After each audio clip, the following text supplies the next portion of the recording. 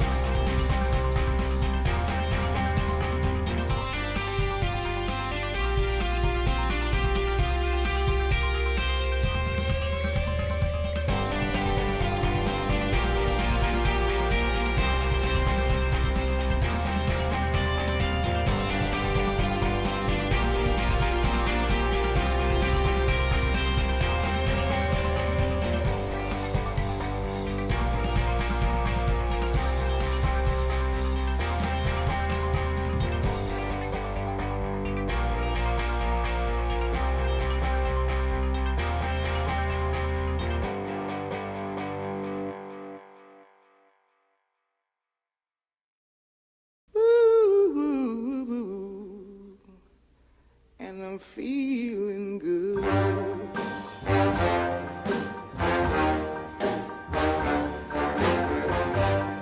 Fish in the sea, you know how I feel. The Saboteur est un jeu d'action et d'aventure style GTA développé par Pandemic Studio pour Electronic Arts. Le jeu sort en décembre 2009 sur Windows, Xbox 360 et PlayStation 3. Le jeu se déroule durant la Seconde Guerre mondiale dans la ville de Paris. On y incarne Sean Devlin, un mécanicien et pilote irlandais qui se bat aux côtés de la résistance française contre les nazis. Suite à une course automobile qui tourne mal, le héros irlandais va devoir affronter Kurt Dierker, un officier SS de haut rang responsable de l'occupation de Paris. Pour ce faire, il sera aidé par la résistance française et le SOE anglais, dont Skylar Sinclair, une belle femme qui ne laisse pas Sean indifférent. De sa planque à Pigalle, le cabaret La Belle de Nuit, Sean va effectuer différentes missions pour libérer la capitale de ses occupants et se venger de Dierker au travers de nombreux assassinats, filatures et intrusions, cambriolages, sabotages et courses automobiles. Sean Devlin, originaire d'Irlande, il est garagiste et pilote de course. Après l'assassinat de son meilleur ami Jules par les nazis, il va s'engager dans la résistance dans le but de venger ce dernier. Il va être contraint de collaborer avec les services britanniques qu'il ne tient pas dans son cœur, et la résistance française pourra arriver à son but. Skylar Sinclair, une pilote de course anglaise et vieille amie de Sean. Elle travaille pour les services secrets britanniques et Sean lui rendra quelques services à elle et son supérieur qui apparemment n'aime pas trop les Irlandais. Luc Godin, chef d'une partie de la résistance à Paris, c'est lui qui va enrôler Sean. Il fut écrivain issu d'une famille aisée avant que les nazis ne lui prennent tous ses biens et brûlent tous ses écrits. Vittore Morini, patron et ingénieur d'une petite écurie de course automobile qui porte son nom, il emploie Jules Rousseau comme mécanicien et Sean Devlin en tant que pilote. Il est le concepteur de l'Aurora, la voiture de course de Sean. Il aurait dessiné aussi les plans de la Beta Romero Doucet, une monoplace de course, dont on lui aurait volé les plans. Il considère Sean comme son fils. Bishop, grande ponte du SOE, il fait confiance à Sean à plusieurs reprises dans le jeu en lui donnant des missions périlleuses. En échange, il efface le casier judiciaire de Sean en Irlande. Véronique Rousseau, fille des propriétaires du Belle de Nuit, elle est la sœur de Jules, le meilleur ami de Sean. Elle pardonnera d'ailleurs à Sean d'avoir inconsciemment emmené son frère dans un piège et se révélera courageuse, intrépide et finalement la tête de la résistance plus tard dans le jeu. Kurt Dierker, ancien pilote de course, il reprend du service pour promouvoir la race arienne et démontrer la supériorité supposée des nazis, et il n'hésite pas à tricher pour gagner. Sean et Jules apprendront à leurs dépens qu'il est aussi un haut gradé dans l'armée allemande et un tortionnaire sans pitié.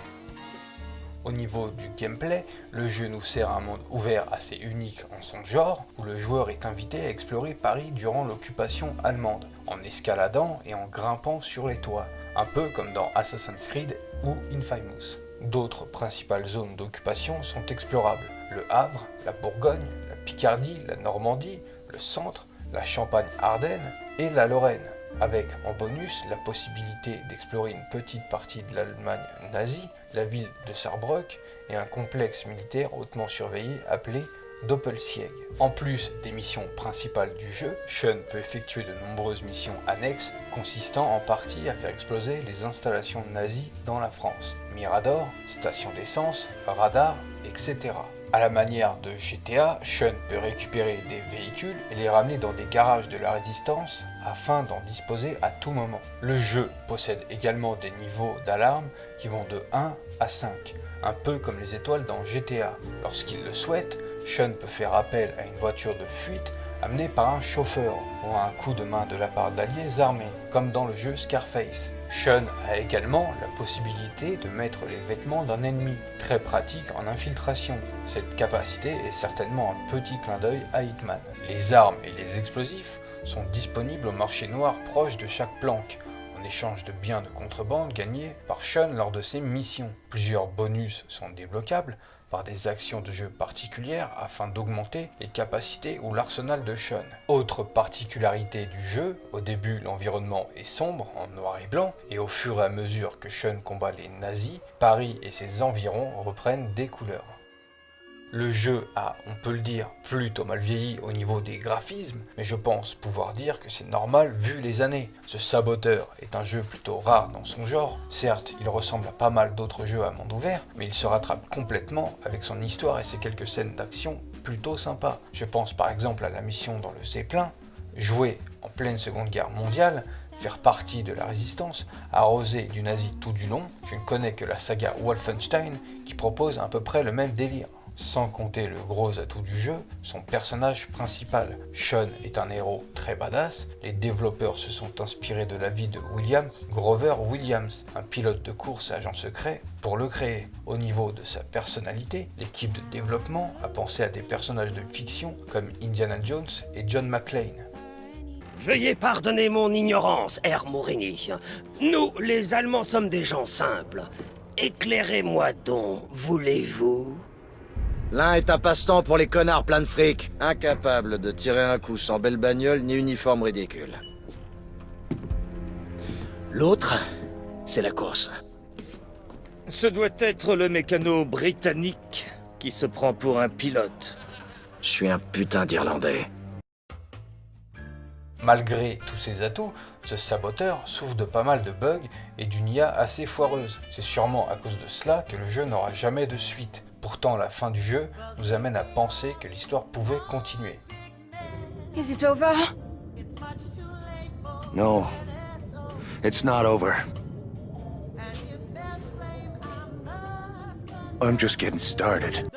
J'aurais bien vu une suite située entre 43 et 44. L'objectif aurait été de préparer l'arrivée des Alliés. Sean aurait eu une plus grande importance dans la résistance, ça aurait été largement possible. Pandemic Studio avait fermé peu de temps avant la sortie du jeu. C'est Electronic Arts Los Angeles qui avait fini ce dernier. Electronic Arts aurait pu très bien proposer une suite. Ceci n'est que mon avis, en tout cas c'est bien dommage. J'espère que la vidéo vous aura donné envie de jouer à The Saboteur. N'hésitez pas à me dire dans les commentaires si la vidéo vous a plu. Si c'est le cas, je vous invite à cliquer sur le petit pouce bleu et à partager la vidéo sur vos réseaux sociaux. Moi, je vous dis à bientôt pour une prochaine vidéo. Sail away on a ball and chain and keep us from the roaring waves. Get her on the voided, but forever we'll be free. So sail away aboard a rig, the moon is full and so are we. 7 drunken pirates, we're the 7 deadly sins, yeah!